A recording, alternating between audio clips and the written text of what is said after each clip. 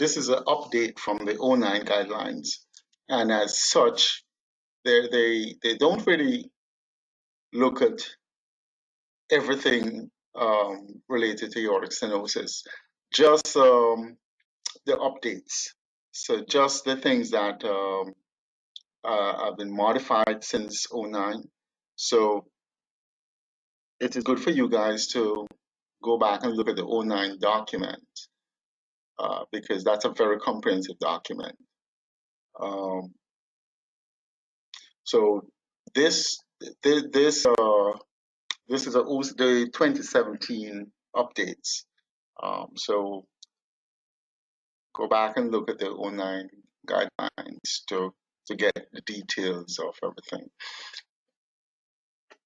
So what they recommend is specific for aortic stenosis is, they have different levels of recommendations, and it is somewhat similar to the levels of recommendation that we have looked at before. But in specific to aortic stenosis, a level 1 recommendation as an appropriate and recommended method for all patients with aortic stenosis. So essentially, a level 1 recommendation you have to do for all your patients who have aortic stenosis. That, they should be evaluated with a number of studies or a number of modalities, and that is, you have no excuse to do otherwise. Whereas a level 2 recommendation, a reasonable method for clinical use when additional information is needed in selected patients. So as it relates to echo, you can do some additional stuff. It's not really, it's not mandatory that you do it, but you can do it. And level 3 recommendation is, as you're familiar, it's not recommended for routine clinical practice, so you don't do it. So you've been exposed to levels of recommendation before, so it is pretty similar. When we look at aortic stenosis, as you know, we have to grade the severity of the aortic stenosis, and we're just talking about echo now, so you have to use your Doppler and your 2D information and then combine it with the clinical presentation to come up with a severity. And we're going to try and put those together. The 2017 documents go a little bit further and look into loading conditions, because what we have found is that when we say loading condition, we're talking about the flow across the valve, the flow. So the 2017 documents go into some detail looking at the flow across the valve, because if you have a low flow, you can have severe aortic stenosis with low flow.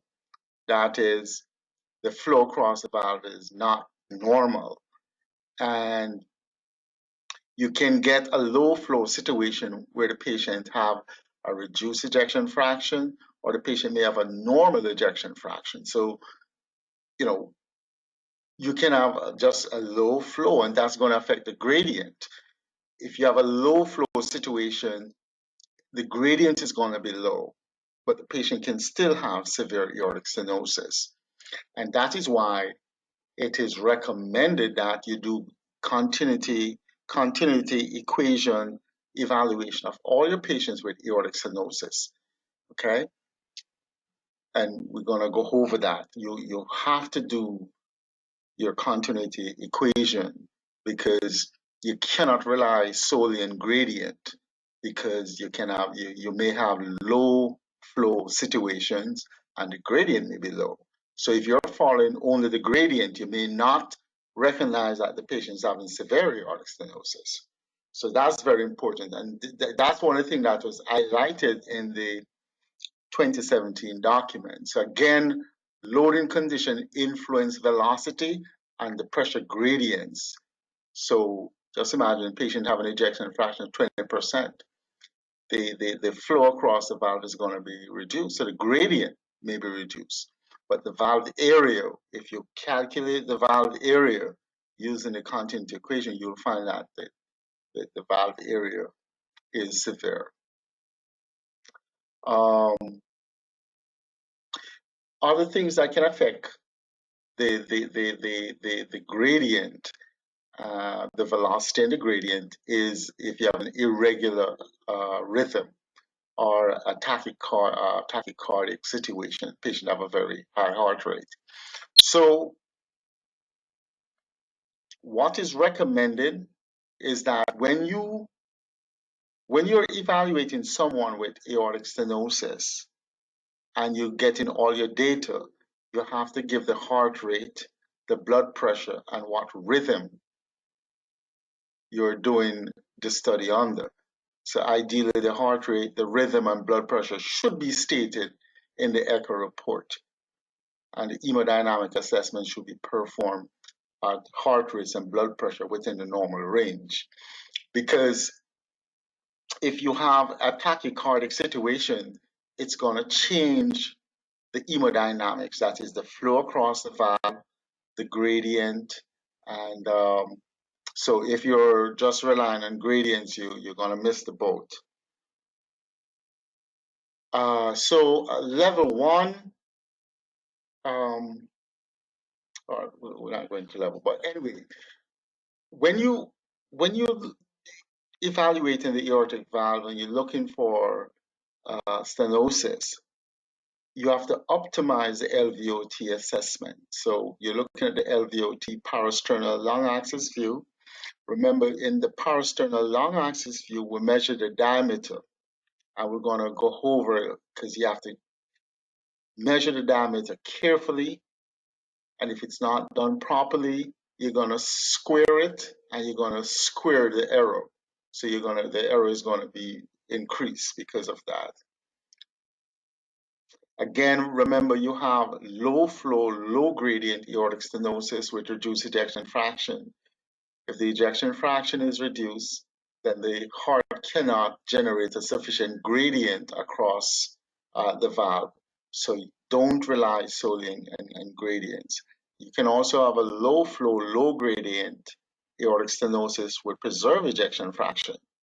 These are patients with very small hearts, usually,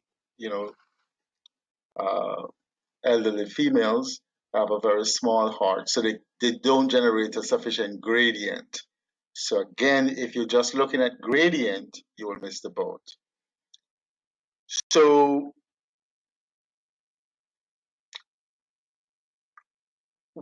you need to be familiar with the new classification of aortic severity, and you will see that they do look at gradient, they look at flow, and they look at ejection fraction, continuity equation, and all of those. So just like when we look at any other valvular pathology, the etiology and the morphologic assessment is important. What is the cause of this valvular stenosis? What is causing the valve to be stenotic? And what is very helpful is just looking at the age of the patient. So look at the age of the patient. If you have a younger patient, say less than 60, with aortic stenosis, it's more than likely due to a congenital situation, most likely a bicuspid aortic valve that became stenotic. If the patient is older than 75 and they have aortic stenosis, it's probably senile degenerative calcification. So looking at the age of the patient is very helpful. Okay, so the most common cause of valvular aortic stenosis are calcific stenosis of a tricuspid valve, a bicuspid valve as well with superimposed calcific changes, and you can have rheumatic valve disease, not in the United States, but elsewhere in the world. So again, look at the age of the patient. older patients, more than likely, it's calcific stenosis of a tricuspid valve. Just you have senile changes, senile degenerative changes, changes with aging. A younger patient, probably 60, less than 60, or 65, less than 65, probably bicuspid aortic valve with superimposed calcific changes. Some places, however, developing countries where rheumatic valvular disease is very rampant, it may be rheumatic. But if it's rheumatic, then the mitral valve is usually involved as well. So just putting the things together, you can come up with a reasonable assessment as, as the etiology. Of course, as we showed you before, you can have unicuspid aortic valve. That's not common in adults, but it can occur. All right, and we look at the different type of valvular pathology before. So when we look at the normal aortic valve, three leaflets.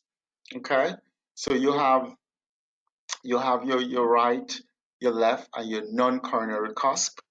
And when the aortic valve opens in systole, it opens in a sort of triangular configuration. When you have rheumatic involvement, then it's usually at the tip of the leaflets.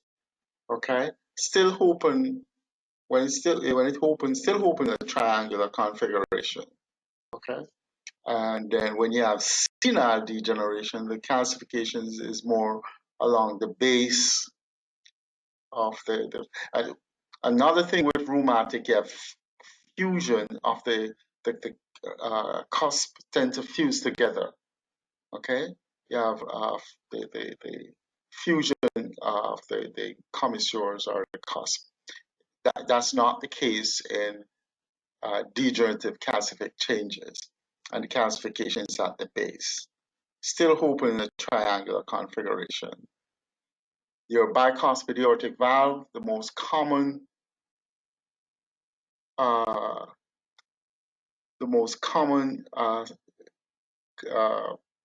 presentation is when you have the right and left cusp fuse, and when it opens in a ovoid or a American football configuration. So it looks somewhat like this.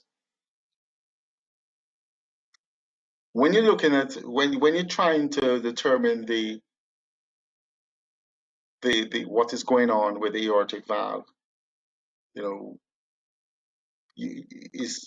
have to look at the valve in diastole and you have to look at the valve in systole. Because if you look at this bicuspid aortic valve in diastole, when the aortic valve is closed, you see what looks like three cusps. And the reason why it looks like you have a raphe here, which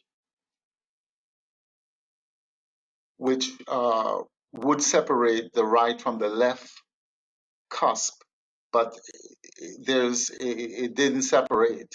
But you still have the raphe. So in diastole, it will give you the appearance of three cusps. But when the valve opens in systole, you see that it's only two cusps. Okay, the right and the left, and then the non-coronary. All right, so in Europe and North America, calcific aortic stenosis represents by far the most frequent etiology, with the prevalence of bicuspid versus tricuspid. And again, the age is the thing that's going to help you.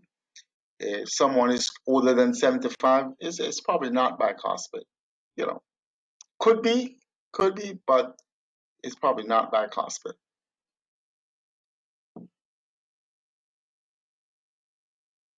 As we mentioned before, the bicuspid valves are more common in younger patients, usually less than 65 years. And rheumatic aortic stenosis is rare in Europe and North America, but someplace in the world it's still fairly prominent. So when you're looking at the aortic valve and you suspect stenosis, you there are some views that you have to get. But what I would recommend, go through your routine, because if you have a robust routine, you're not going to miss anything. So parasternal long axis view, you can, once you look at the valve, you can see if there is something wrong with the valve. Is the valve opening properly? Is the valve thickened? And then you do your measurements. Then the short axis, and then in the short axis, you can determine the number of cusp. Okay, remember, you're going to look at the aortic valve not only in systole, but also in diastole. Okay, you're going to look at it in its entirety. You should be able to talk about the cusp mobility. Is the cusp very mobile? The thickness of the cusp, is the cusp calcified? Um, and then you're going to look at your Doppler. So you're going to, after you do all your measurements, then you're going to do your Doppler assessment. And of course, remember that you can have valvular aortic stenosis, but you can also subvalvular and supravalvular aortic stenosis. Transthoracic echo is usually the modality that will give you a very comprehensive uh, evaluation. However, sometimes you may resort to transesophageal echo to assist.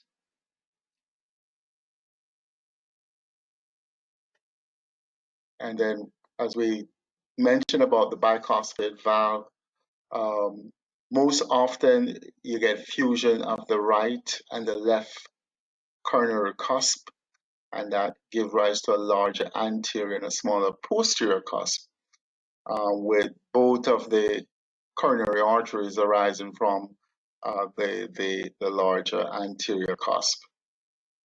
You remember that your coronary arteries usually comes from the the cusp. They arise from the cusp. The right coronary artery arises from the right coronary cusp, and the left main coronary artery arises from the left coronary cusp. The non-coronary cusp, it usually don't give any coronary arteries, and that's why we call it non-coronary cusp. Okay. So the most common is fusion of the right and the left. Okay. The others are not as common. And again, remember, you have to look at the valve when it's open, and it's open in systole. So systolic assessment is important. Looking at it in diastole, when the valve is closed, you may have this raphe, which it doesn't represent a true cusp. Um, Bicuspid aortic valve is fairly common. Okay, and one of the important things is when you look at the valve and the valve doesn't look normal. If the valve don't look normal, stick with it. The valve doesn't look normal. So do multiple evaluation of the valve and find out why it's not normal. For one, a bicuspid aortic valve, the closure line is going to be off-centered. It's asymmetric. You get some what we call systolic doming. So in systole, when the valve is supposed to be open properly, there's doming, or you may have diastolic prolapse of one or both of the cusps. Again, bicuspid aortic valve is fairly common.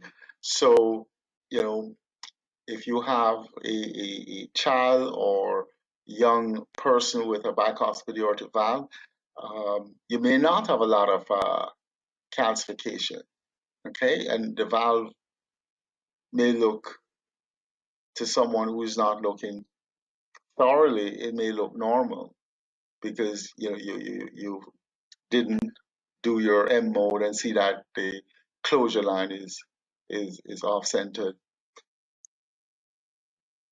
But it's not uncommon to have someone in their 20s with a bicuspid aortic valve and they have a lot of calcification and a lot of problem with the valve. So you cannot predict who is going to develop significant problem and at what age.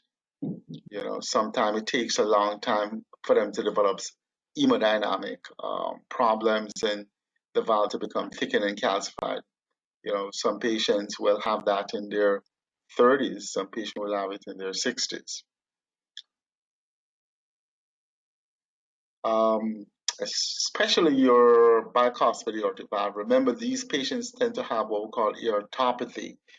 The the aorta is usually abnormal as well. They usually have a dilatation of the aorta, the ascending aorta. So you, in addition to looking at the valve closely, you have to look at the aorta. You have to measure the ascending aorta. And don't just stop at the ascending aorta. You may have to go into the heart. And remember, your bicuspid aortic valve patients also have coarctation of the aorta. So a number of them will have coarctation. So you also have to look at your descending aorta. So don't do an incomplete study because you'll kick yourself if patient have bicuspid aortic valve and you just concentrate on the aortic valve and you miss the aortopathy with the aneurysm of the ascending aorta and you miss the coarctation. It's not going to be a good feeling.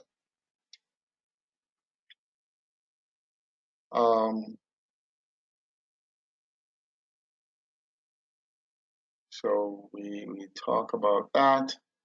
Now, a subset of your aortic stenotic patient, if you know lymphoma patients, Hodgkin's lymphoma patients who have different types of lymphoma, they may have radiation therapy to the chest, and you can have radiation-induced aortic stenosis, and you know the valve is often heavily calcified in a younger patient. So you know, even though we're stressing bicuspid aortic valve, so you need to get a history. So if the patient had a lymphoma and radiation treatment, then the calcification and the stenosis may be as a result of radiation.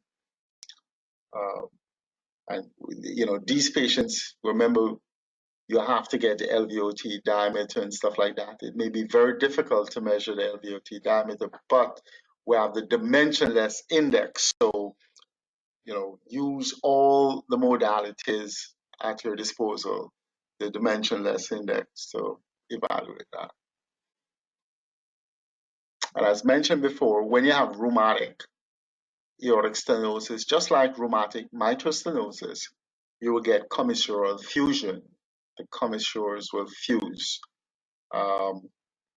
Whereas, you know, calcific degeneration and the other forms of aortic stenosis, you don't get commissural fusion. And again, if you think it's rheumatic, the mitral valve is usually involved as well. Because we're doing a lot of TAVR, so we can do percutaneous aortic valve replacement. We go through the femoral artery and we go up the aorta and we can do valve replacement like that. It has now become very crucial for us to evaluate the aortic valve and the aortic root and the ascending aorta. So the evaluation of the aortic valve and the aortic root and the ascending aorta is now, you know, it's like a science on its own, because in order for you to do these procedures, you have to know what the aortic valve looks like. You have to know the size of the aortic root.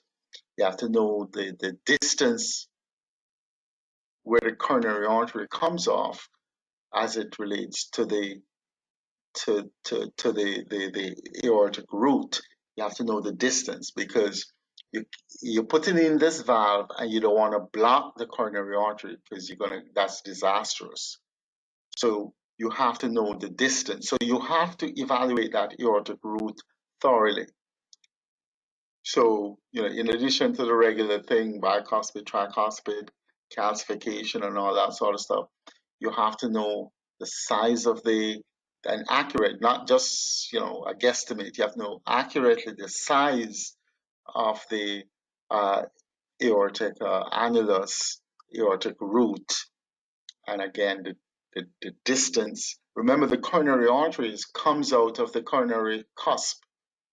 The coronary arteries comes from the coronary cusp, and they're a certain height from the, the, the, the aortic annulus. The valve, you don't want to put in the valve and block the opening to these coronary arteries.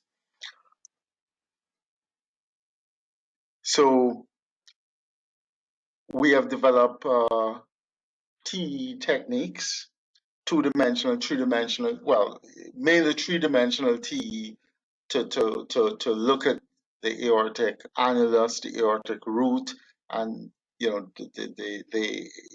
aortic the pathology of what's going on in the aorta.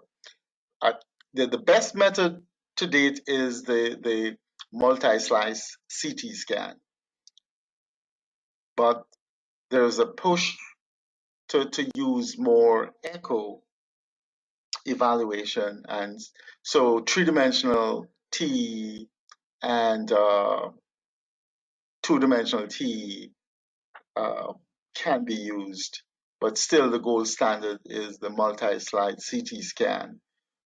But three-dimensional TE is becoming fairly good.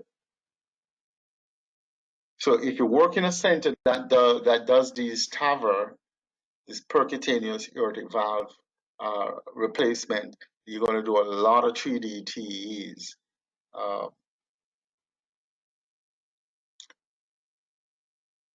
So we've been talking about what you need to do when you looking at someone with aortic stenosis. What is required? What do you need to do? And what you need to do to do a good study.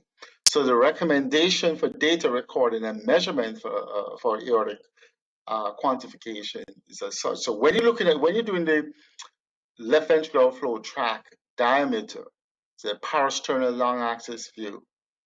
Okay, make sure you get a good parasternal long axis view.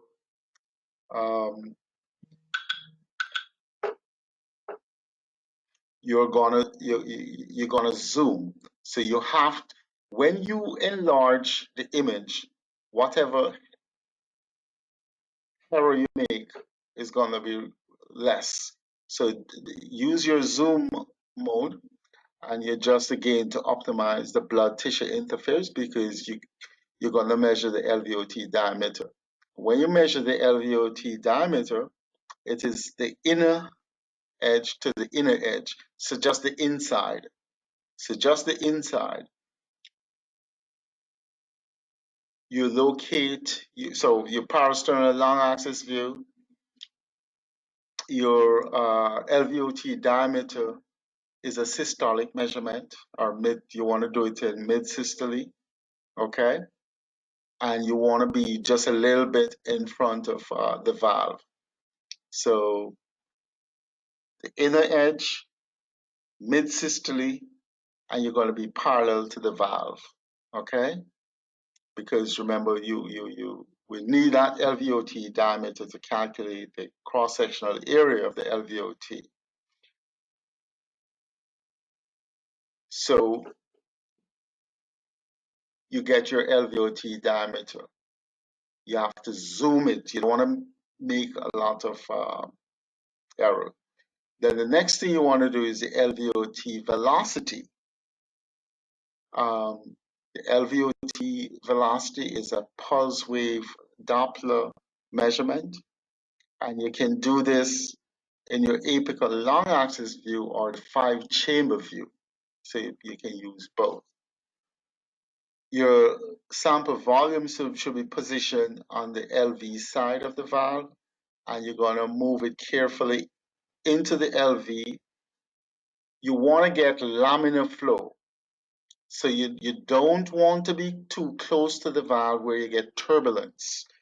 That's going to falsely increase your velocity, and you're going to end up with incorrect assessment.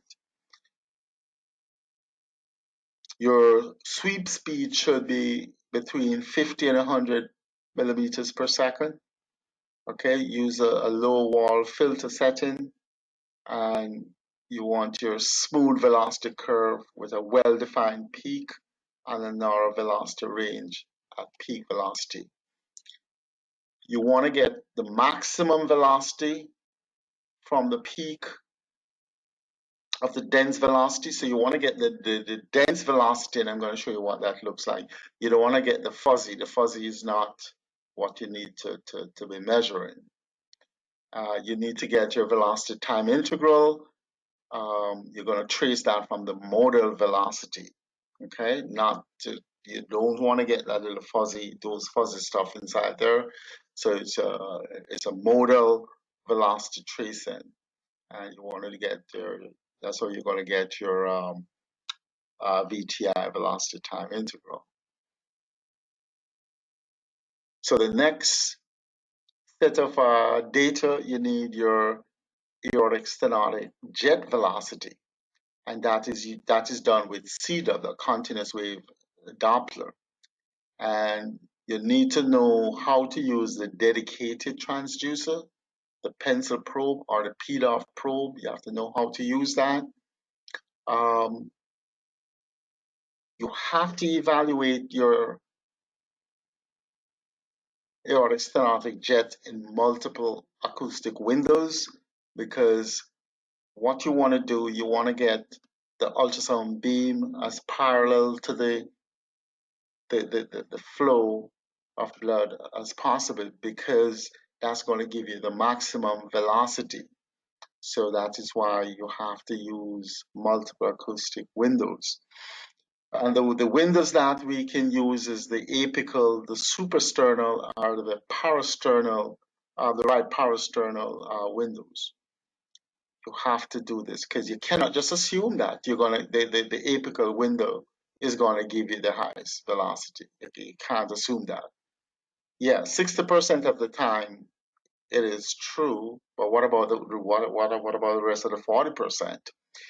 So your aortic stenotic velocity jet velocity, you're going to decrease the gain, increase wall filter, and adjust the baseline.